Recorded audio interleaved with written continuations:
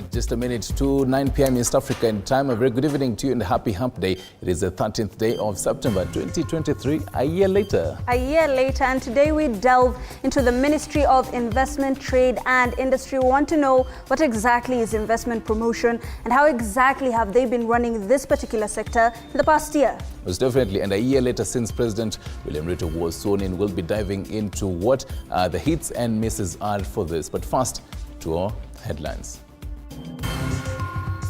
Tonight, the judgment for the Finance Act 2023 case, presided over by a three-judge bench, is scheduled for delivery on November 24th. The defense argues that the contested issues, including the housing levy, were thoroughly debated within parliamentary committees before being presented for discussion in the full House.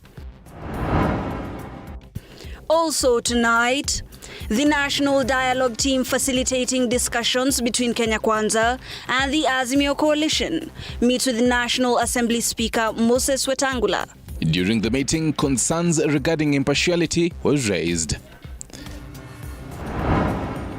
Plus, surgeons at Kenyatta National Hospital achieves a groundbreaking surgery by successfully removing a foreign object that had become lodged in the lungs of a minor. Nilipigiwa simu nilikuwa kwa mkutano, nikaambiwa mtoto kuna kitu amemeza. Tukampeleka Aviation General Hospital. Welcome once again. Our sign language interpreter for the night is Catherine Simaloi. Now, a year into President William Ruto's term as president, has there been any change in the prices of various basic commodities? What impact has the Kenya Kwanza government had on its people?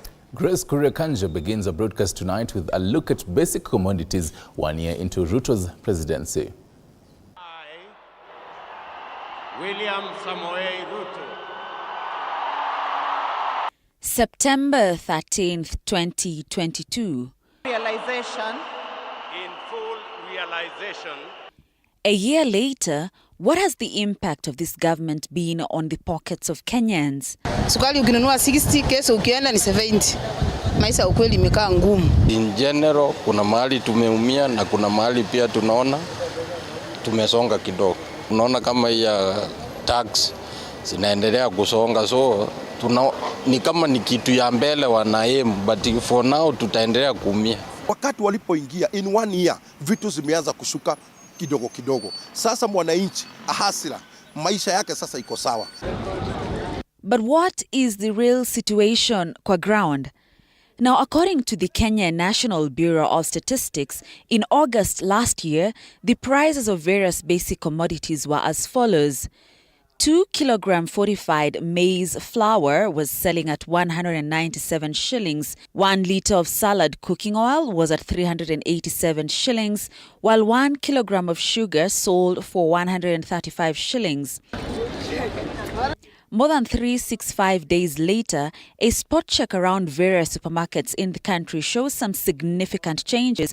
For instance, the price of a 2 kilogram fortified maize flour appears to have gone down by an average of 10 shillings and is now retailing at 187 shillings. 1 liter of salad cooking oil has equally gone down and is now selling at 327 shillings.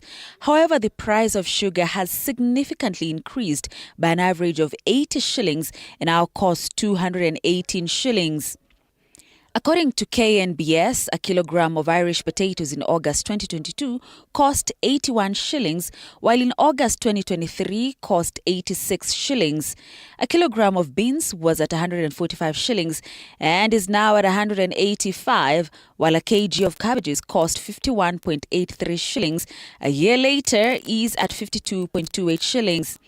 KNBS further stated the cost of a single room per month in August 2022, which was at 3,857.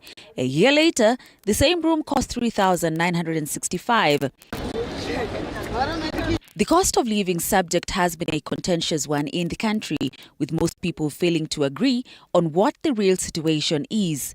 Grace Kuriakanja, TV47.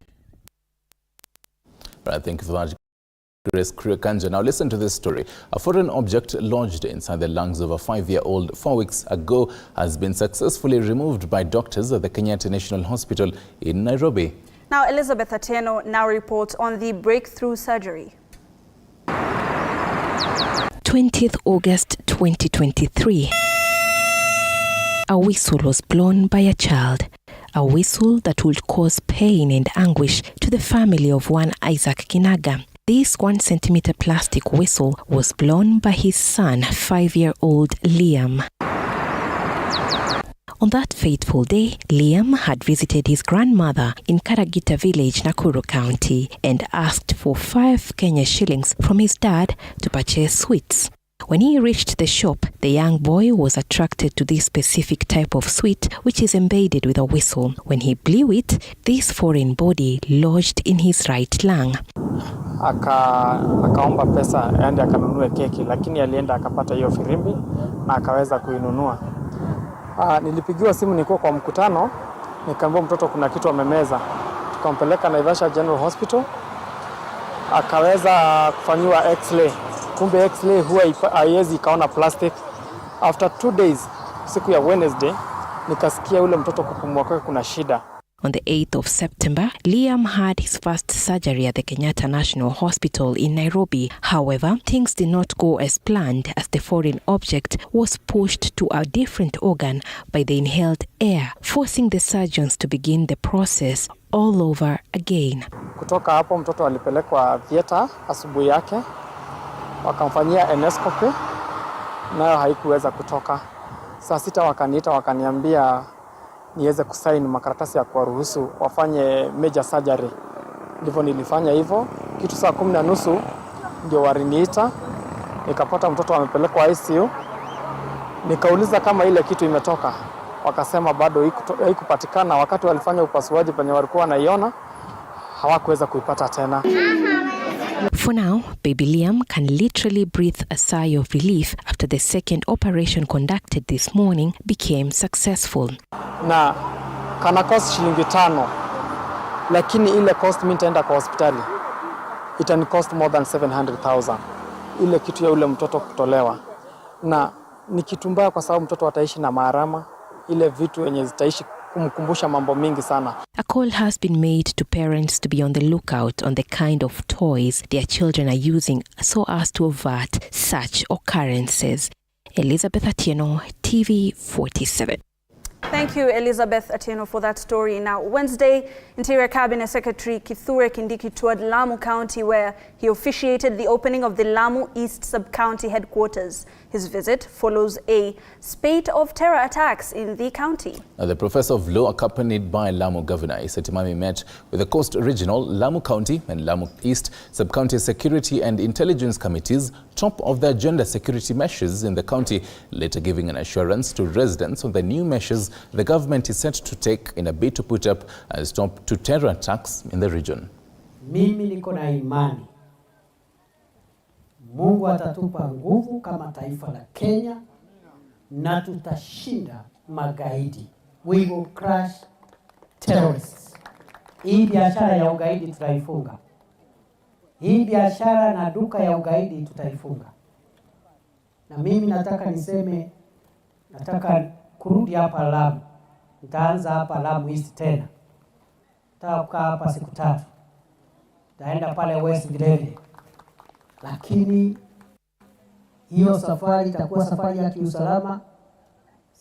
Ni safari ya kufunga ile nafasi tumeona na ile mianya tumeona imebakia, kuhakikisha hao magaidi tumewasafirisha wakaenda kule ambao wanapaswa kwenda. Na hiyo safari sio safari ya barabara ama ya mashua. Sijui kama tunaelewana. Mnaelewana? Kwa sababu wametuzoea. Na wale wengi wao ni waoga. Ukiona mtu anaenda kuweka kilipuzi barabarani usiku na anatoroka anaingia kwa msitu, huyo sio shujaa, huyo ni mwoga.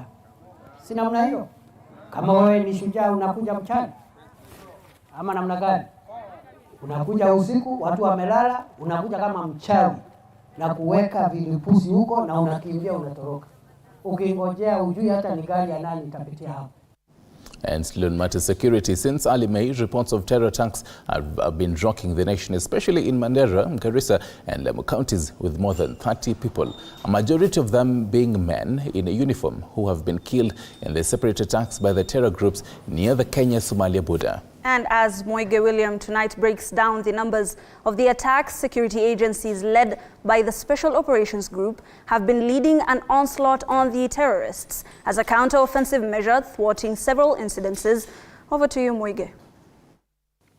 Thank you indeed, and these figures you have compiled since the month of June, and there you have it since the day being the June of 13th this year, whereby 8 police officers were killed by an IED in Mandera County. 5 days later, that being 18th of June, still the year 2023, 3 KDF soldiers killed after their vehicle ran over an IED in Lamu County.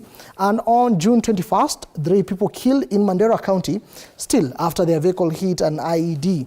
And on June 24th, 5 people were beheaded in Lamu by Al-Shabaab. That is 3 days later.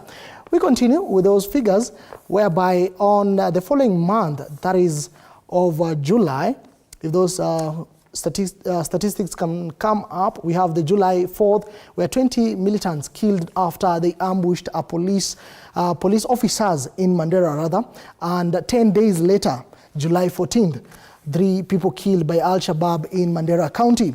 We move on, and on the following month, still this year, the year being 2023, August 1st, 2 people killed in Lamu. That is in an attack in Hindi, that is an area in Lamu County. 2 days later, 1 person killed, 6 injured by Al-Shabaab, still in the same county of Lamu. And on the 22nd of August, 2 people killed, 9 houses torched in Salama village. We continue with those figures to show you the situation that has been taking shape in this particular area following terror attacks within the country.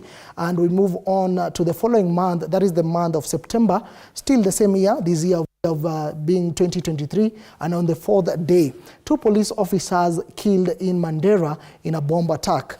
And 6 days later, that is September 10th, we have 8 military personnel injured after their vehicle ran over an IED in Lamu. This is actually during the weekend. And on the same wavelength, under the Interior Cabinet Secretary, Professor Kithure Kindiki has vowed to deal with the terror elements terrorizing Lamu residents once and for all. The CS, who was on a tour in Lamu County, announced new measures to fight the terrorists, including counter-offensives.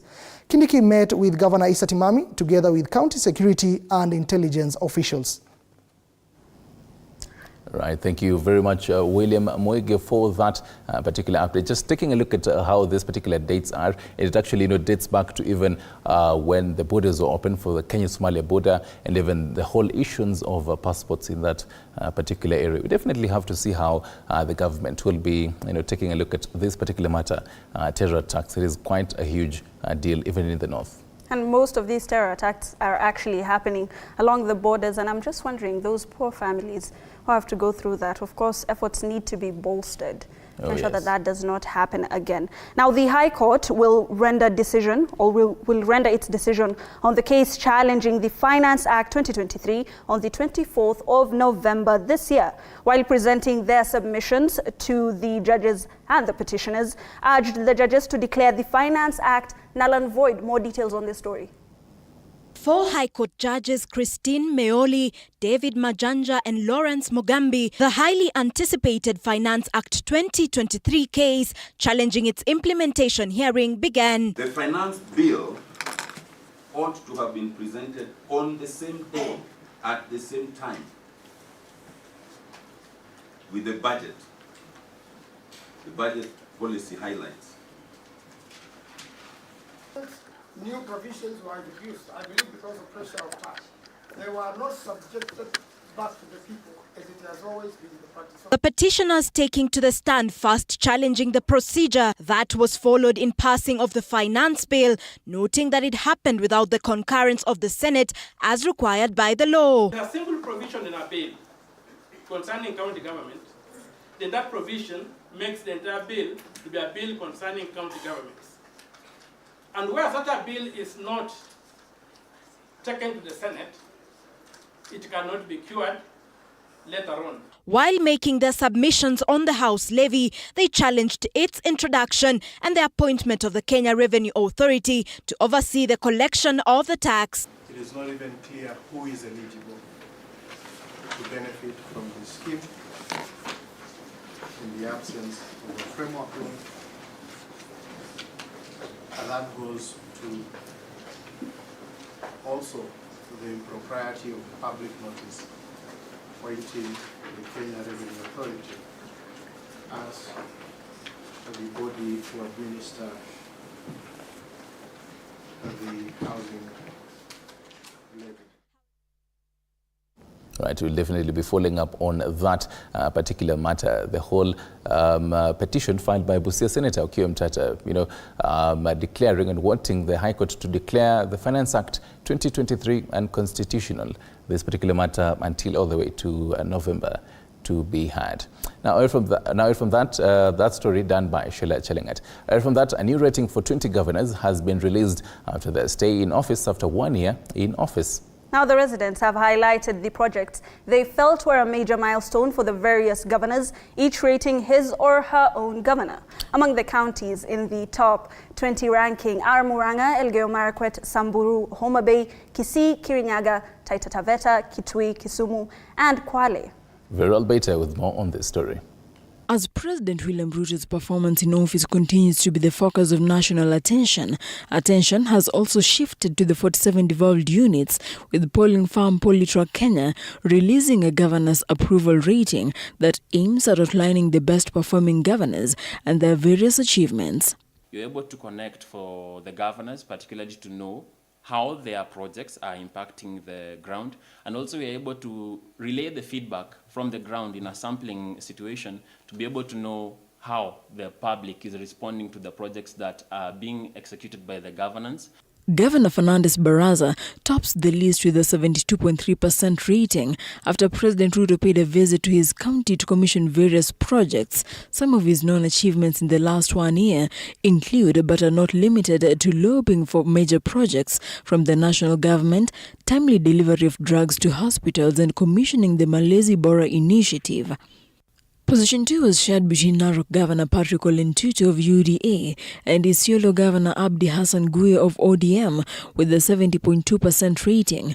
Ole Ntutu prides himself with commissioning the Afya Uzazi Salama program that ensures timely provision of medical supplies, construction of Osanankuru Bridge, and implementation of Masai Mara Ecosystem Management Plan, while Hassan Guye was praised majorly for commissioning of KCC factory and launch of camel milk powder, the Building Drought Resilience Project, and launch of ECDE feeding program. Mandera Governor Mohamed Adan Khalif took the third slot, with major achievements being a launch of Takaba Water Supply Master Plan, the Orphan Families Economic Strengthening Program, and establishment of Magistrate and Kadhi Court.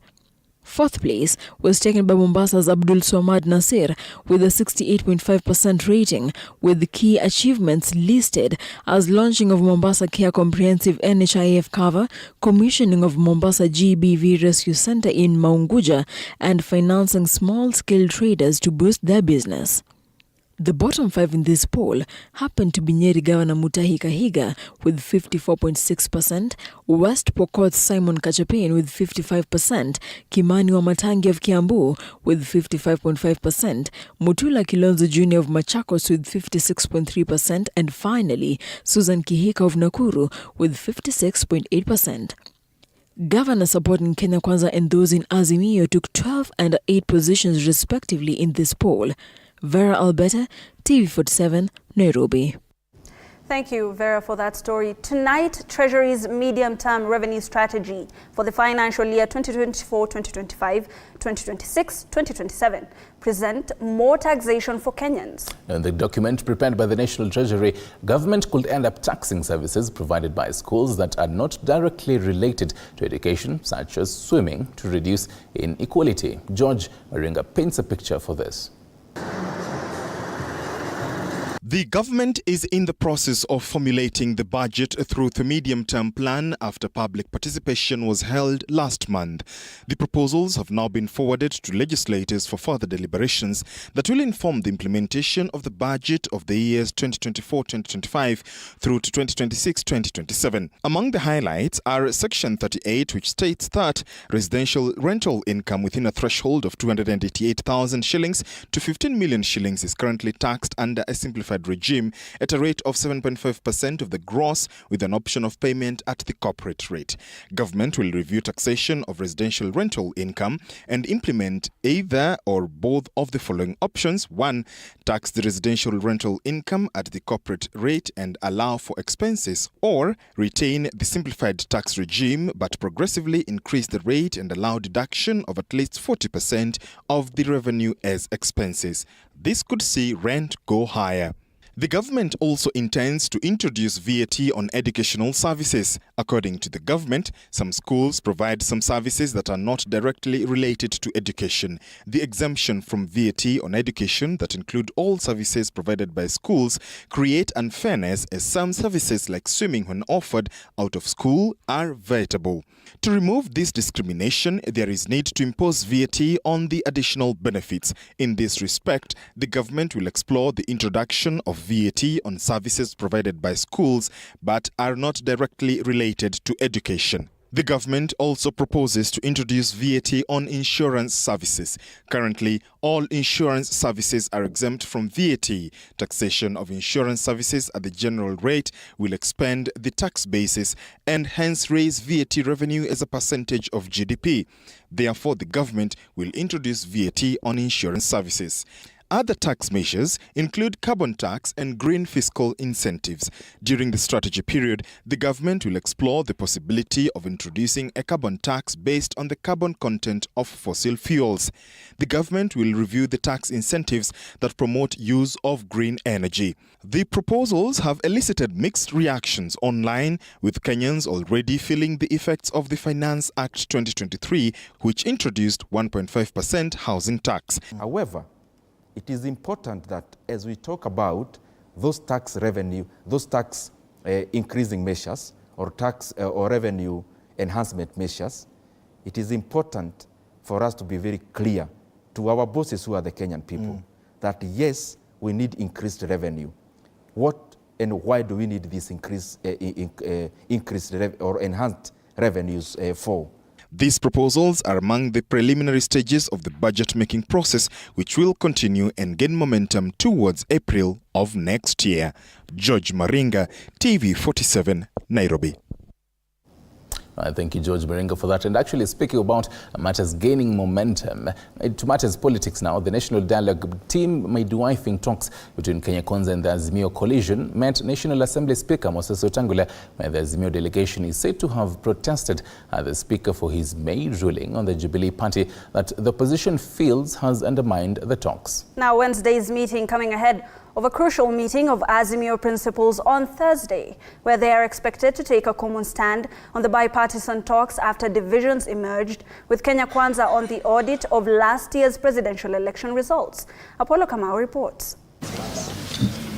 Ahead of a crucial announcement by Azimio on the bipartisan talks on Thursday, the opposition's delegation in the bipartisan talks capitalized on a meeting with the National Assembly Speaker Moses Wetangula to express Azimio's displeasure with the Speaker for allegedly undermining the talks.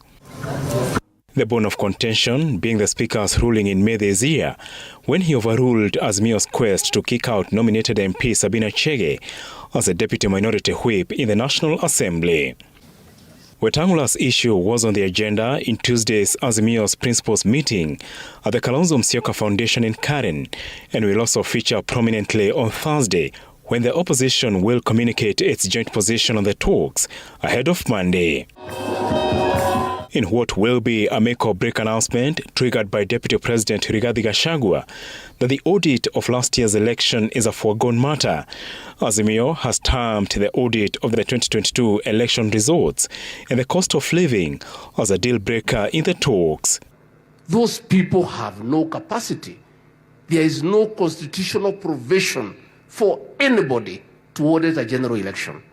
that audit was done by the Supreme Court and a decision was made, and you are declared validly elected and sworn in as the President of the Republic of Kenya.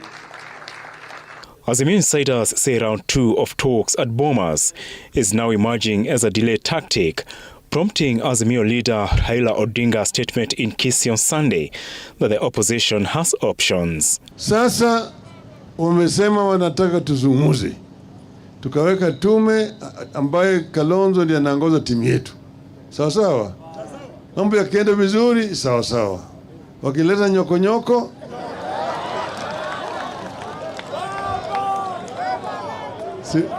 si mnajua.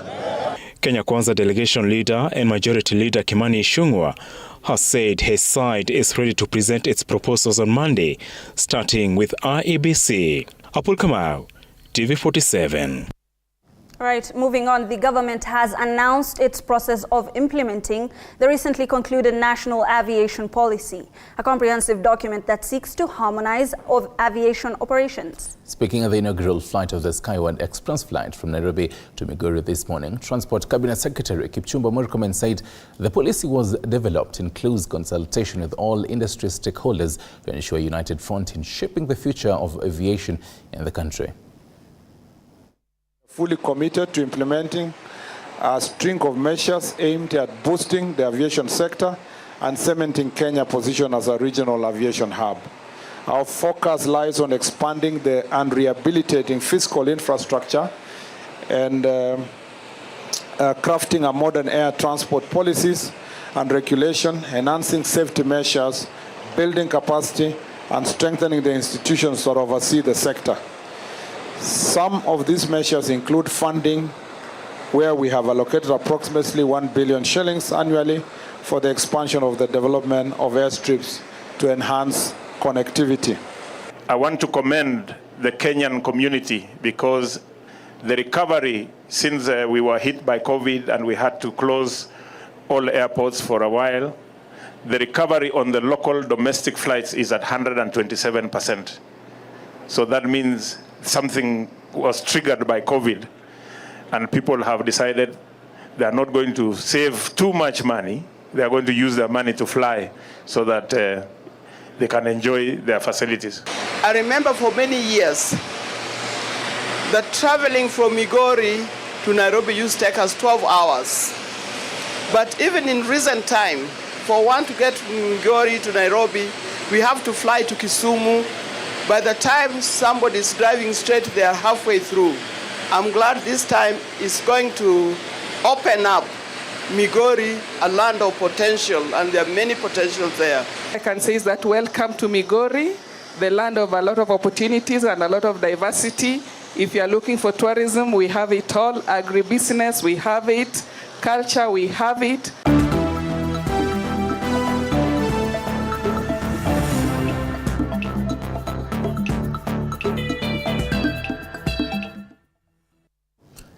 And in the wonderful world of sports, Kenya national men's sevens rugby team earlier today received a 1.5 million shillings from the National Olympic Committee of Kenya as part of their preparation for the Paris 2024 Olympic Games qualifying event to be held in Harare, Zimbabwe.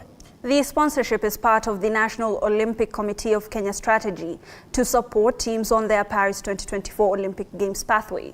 Shujaa are scheduled to leave the country in 2 days' time for Zimbabwe, speaking during the check handing over ceremony. NOC Secretary General Francis Mutuku touched on the criteria used to arrive at the team to support, as Shujaa's captain Vincent Onyala expressed confidence in the team's ability to make it to the Games. The board has allowed us to identify the teams which have the best chance of qualifying and to be able to share the limited resources which are available to us. And Kenya Rugby is one of the teams which in this second quadrennial of towards 2024 Paris Olympics, both the women and the men's team have been selected by our technical teams as potential qualifiers. But it's all about building Kenya Rugby. And this money, rugby and every sport requires funding. And we are glad that NOC has come in at this hour that we actually require this funding, and we want to say thank you. And we can assure all Kenyans out there and knock that we shall be there together in Paris next year. We are very confident with our preparations that we are going to qualify. Afterwards, we meet in Paris. Right, that definitely marks the end of Daily Report Matters Bulletin, but then we're going to get into some marketplace right after this particular short break.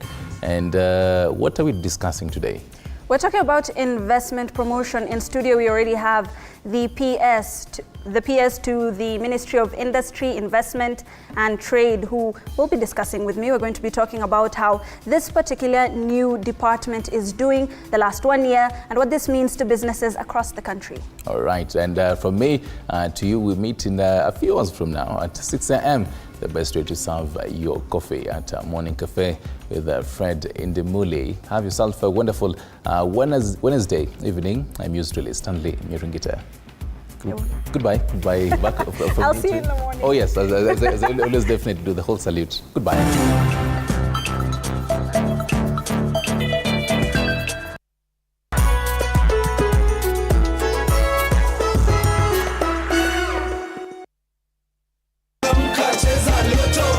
It's easier, it's bigger, it's better. It's Grand Mega Draw. Cheza na shilingi 50 hadi shilingi 2,000 na ushinde mega cash ya 200 million. Isitoshe, kuna mega bonus ya up to 20 million shillings kila Jumatano na Jumamosi. Sio ndoto, unangoja nini? Cheza Lotto, it could be you. Nenda kwa M-Pesa paybill number 777-000. Andika neno Chapa kama account name. Cheza na kati ya shilingi 50 hadi shilingi 2,000 na ubambito na Lotto. Over 18s only. Gaming can be addictive. Play responsibly. This message has been approved by the BCLB.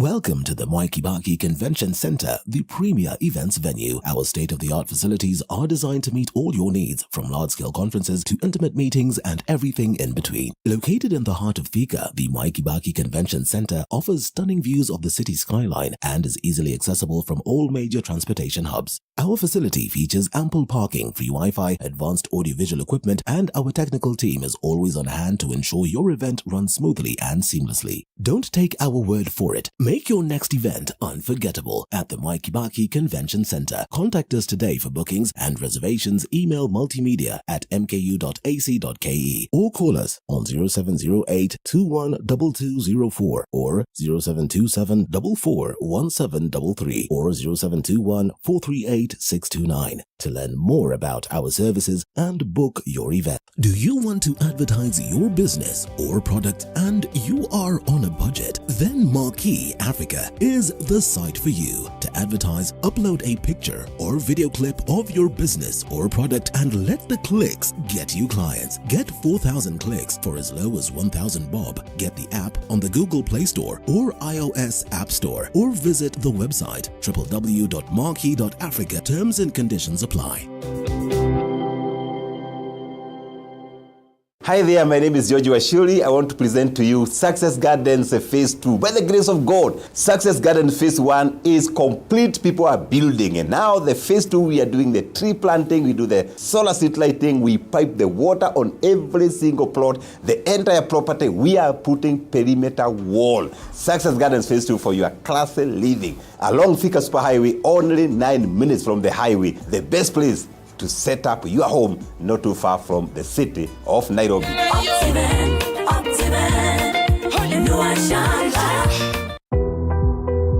At the East Africa University, we understand that there are limitless possibilities for brilliant minds. Join us for our September intake for short courses, certificate courses, diploma courses, degree courses, and Master of Business Administration. For more information, you can contact us on 0722-545167. Email us on marketingdepartment@teau.ac.ke or visit our website at www.teau.co.ke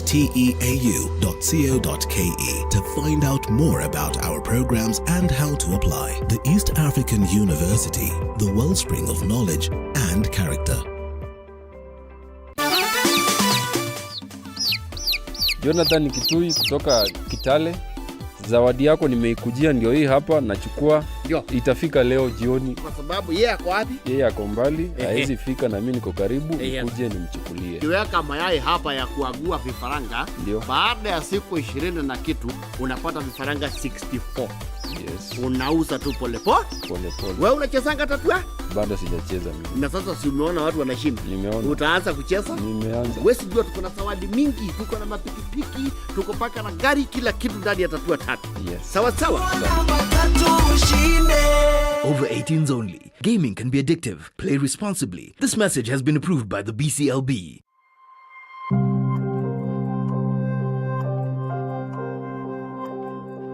Every day, Kenyans face countless hurdles. Families struggling to put food on the table, children fighting malnutrition, and communities in need of quality healthcare.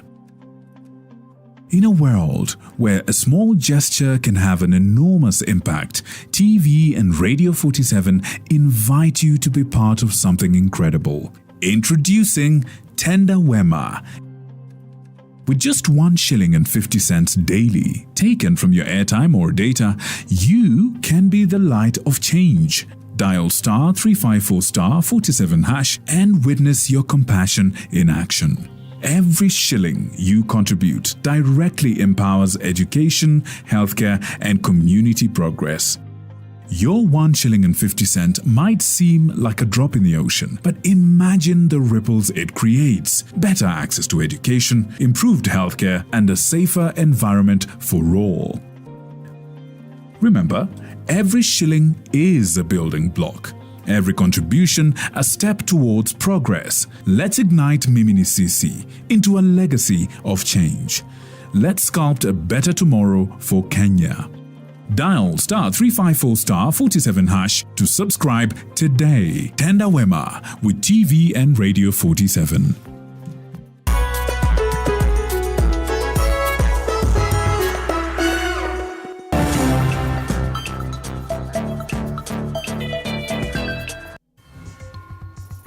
And welcome to the marketplace. It is once again Wednesday night, and tonight we're going to be talking about investment promotion. In studio, as I said earlier, we have the PS for the State Department of Investment Promotion, Abubakar Hassan Abubakar. And tonight we just want to demystify this new department.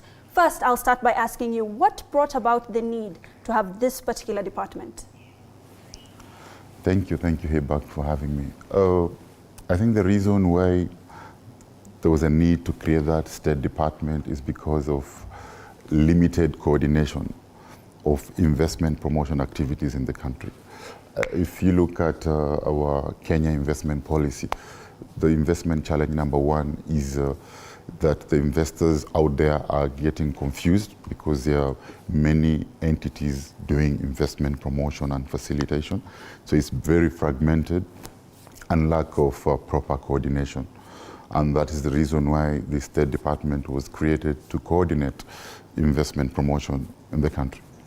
We understand that the goal for the end of the year is $10 billion. Yeah. Currently, we're at $500 million. What are some of the steps, or what are some of the principles that you are using to hit this particular goal? Okay, we have a strategy. We have an investment promotion strategy, which is threefold. So we have an investment attraction strategy, investment facilitation strategy, and investment enabling strategy. Under each strategy, there are 3 sub-strategies. As you're aware, everything nowadays is on threes. So under investment attraction strategy, we are enhancing our investment climate and business environment. 2, we are building investment grade opportunities in Kenya. And 3, we are aggressive marketing of both the investment climate and the investment grade opportunity. And the investment facilitation strategy, we have restructured and rebranded our Kenya Investment Authority to be a one-start and one-stop center with an appeal mechanism to the State Department of Investment Promotion and the Minister of Investment. And if the investors are still frustrated, it goes all the way to the to the president. The president has operationalized National Investment Council chaired by himself. Another investor enabling strategy. In Kenya, already we have a robust banking system and a deep capital markets. But in addition to that, we have other measures we've put in place to de-risk private investment through co-investment. So we have an organization called Kenya Development Corporation, which will do that.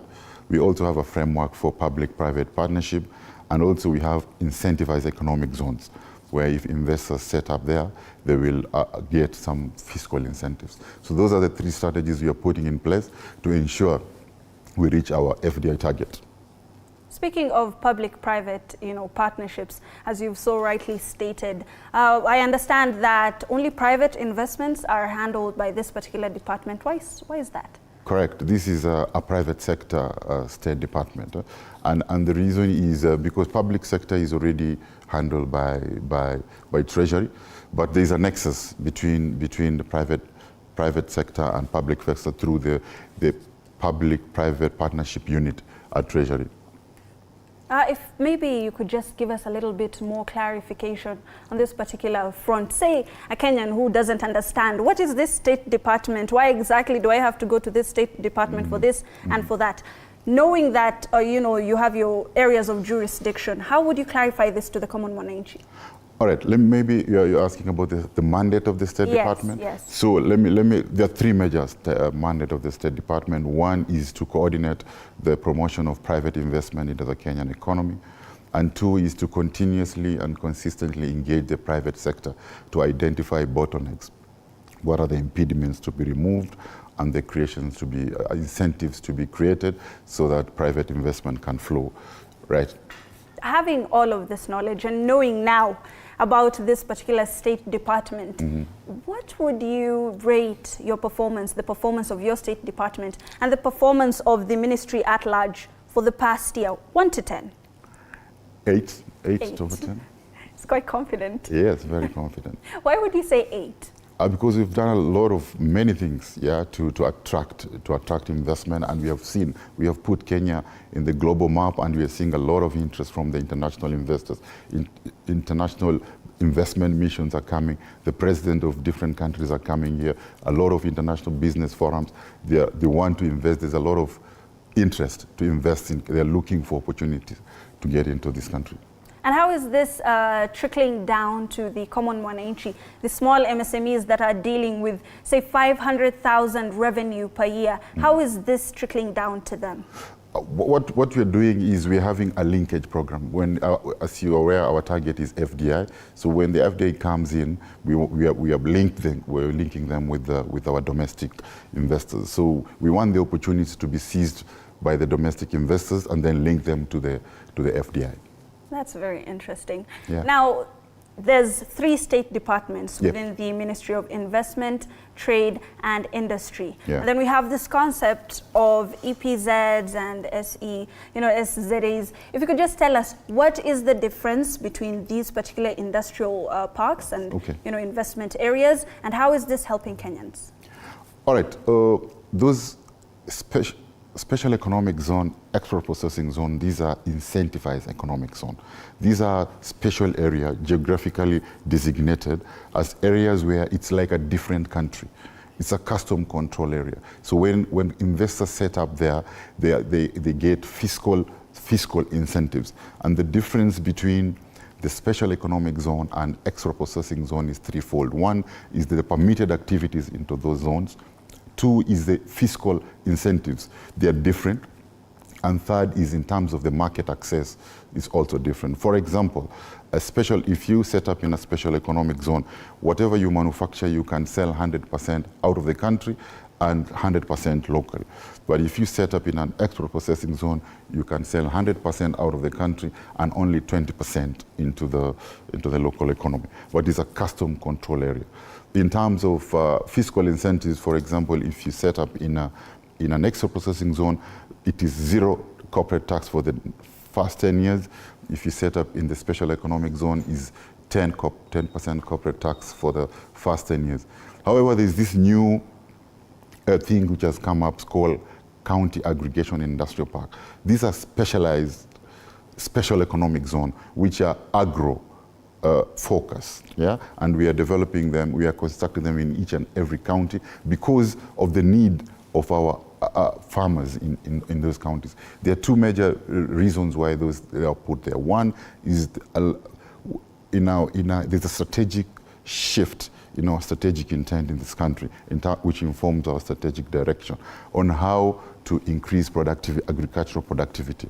So in the agricultural sector, 50% is post-harvest losses. So we believe that if we sort out the post-harvest losses, we'll double agricultural productivity. So county aggregation, that means all what farmers produce, they can be aggregated there to avoid the post-harvest losses. Right. That is one reason. The second reason is that most of what we produce, we sell them out there in raw state. So the president has challenged us that our agricultural produce needs to be processed and value added. And that is why we are putting a county aggregation to aggregate the produce to avoid post-harvest losses, but at the same time, those produce need to be processed and value added before they are sold.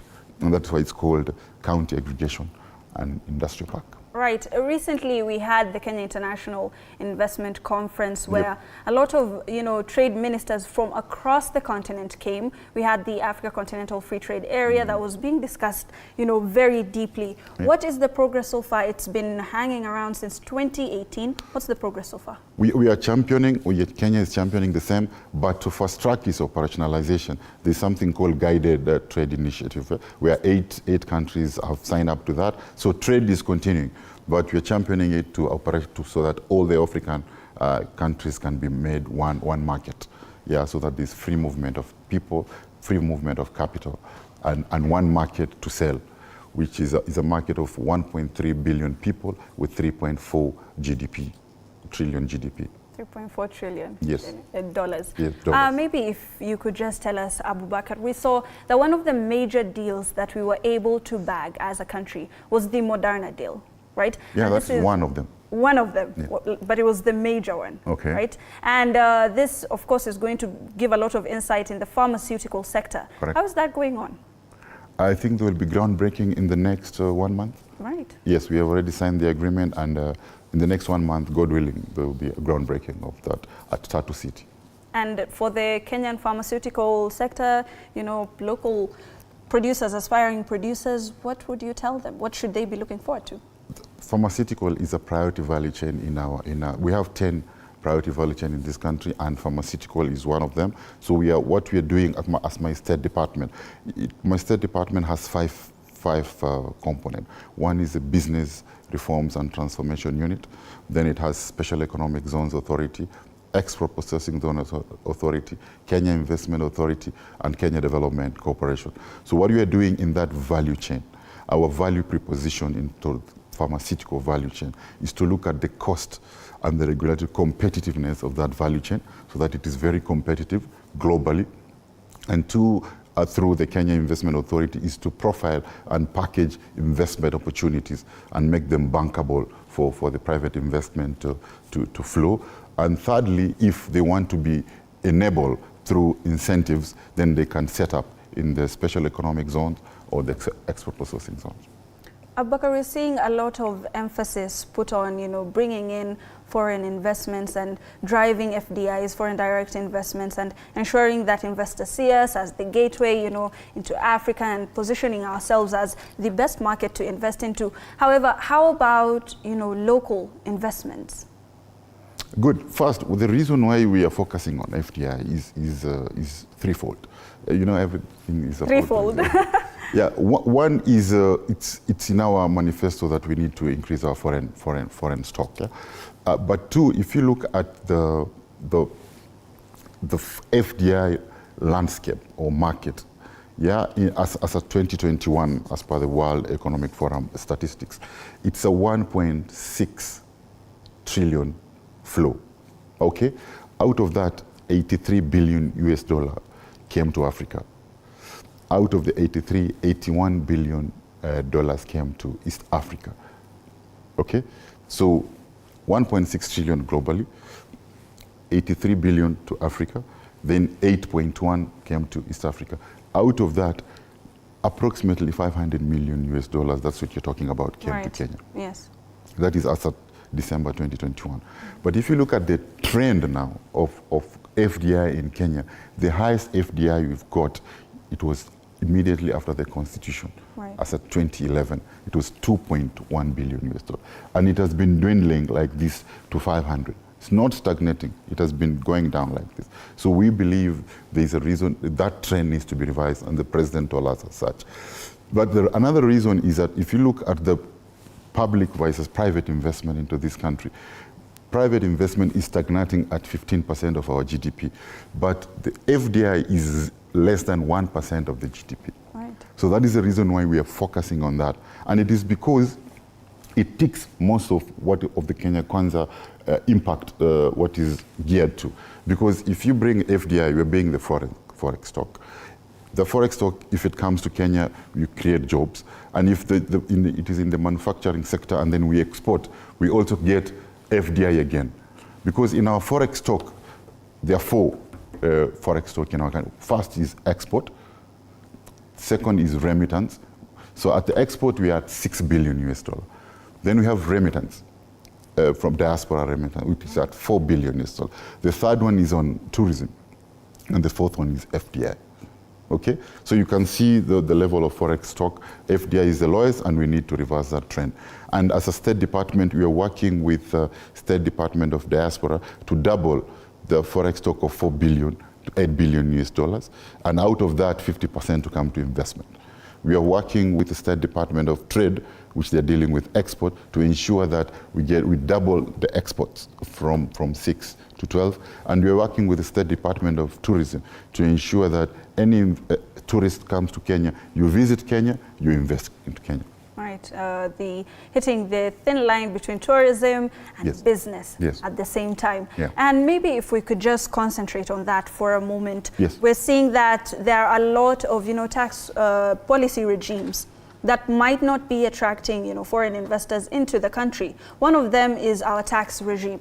What are some of the policy regulations that the Ministry or the State Department is working on to ensure that we attract more investors?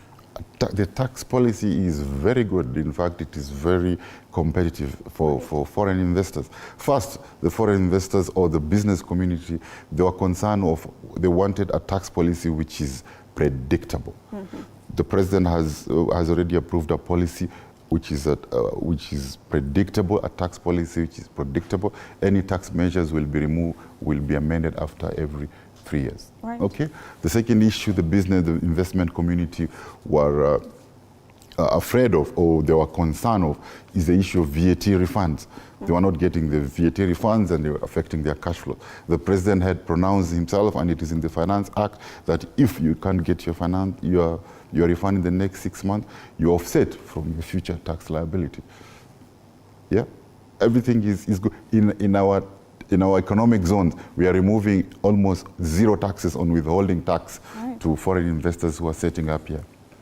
Abubakar, it's been a year. Yep. You have been the PS for the State Department of Investment Promotion. Yes. What are some of the reforms maybe that you have either championed or that you've come up with that has changed this particular sector? Okay. So reforms, they can only be in three. Again, it can either be the legal rule of threes. or policy or administrative. So as far as legal, when we engage the business community, and we have bottlenecks which are cost in nature, cost competitive, we remove them through the Finance Act, which we made with there are many provisions in the Finance Act which are pro-business. For example, in the e-mobility sector, we have exempted VAT on all the manufacturers who wants to assemble the e-border borders or the e-tuk-tuks, the e-bikes. So there's a lot of investment opportunities there.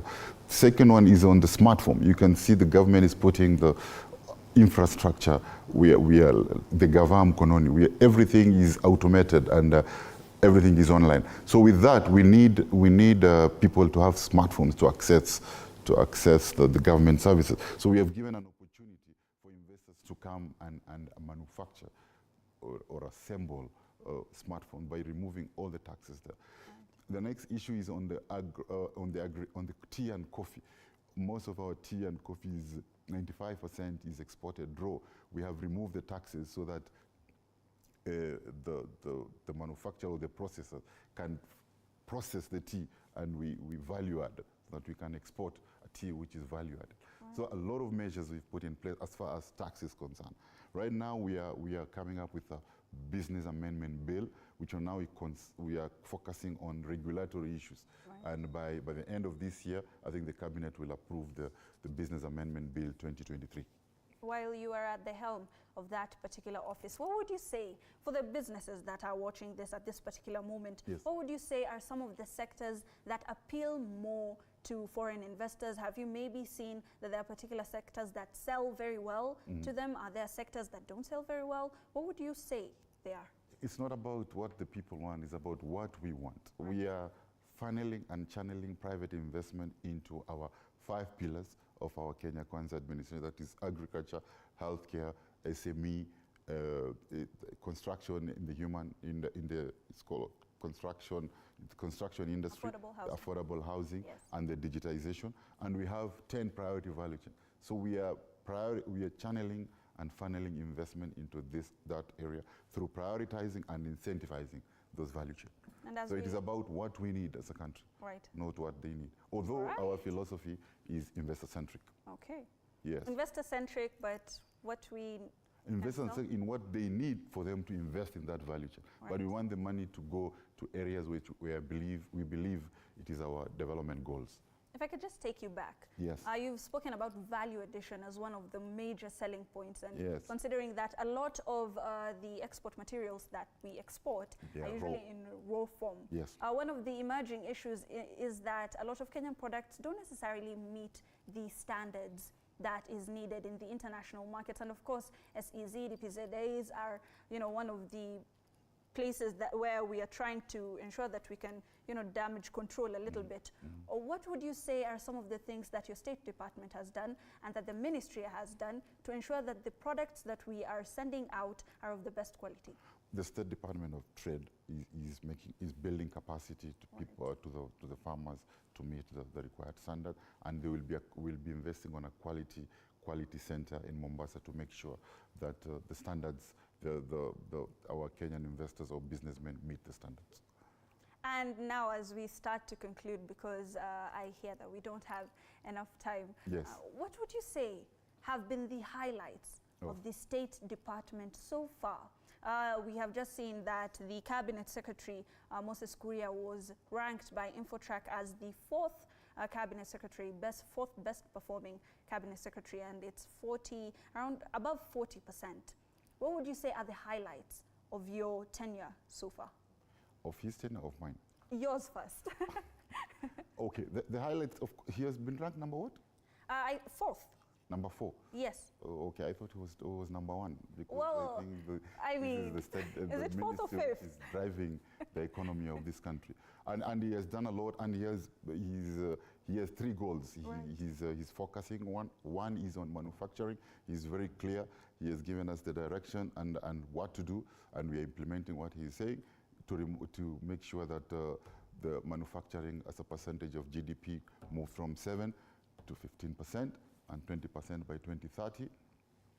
He has given me a mandate of making sure I'm increasing the level of investment from 500 million to 10 billion US dollars, and in terms of trade, from 10% percentage of GDP to 30%. Well, as we conclude, once again, the very last question. Yes. We've said 500 million. Yes. Right? And it's, 3-4 months before December? Yes. Our aim is 10 billion. 10 billion. How will we achieve this? What I can assure you that we will break the record ever FDI in the Kenyan history. I told you the best ever was 2.1 billion US dollars, and we'll break that record. Whether we'll reach 10 billion or not, we will assess it at the end of this year. At the end of this year, and we will be here to hold you accountable. Yes. Thank you so much for joining us tonight on The Marketplace. The topic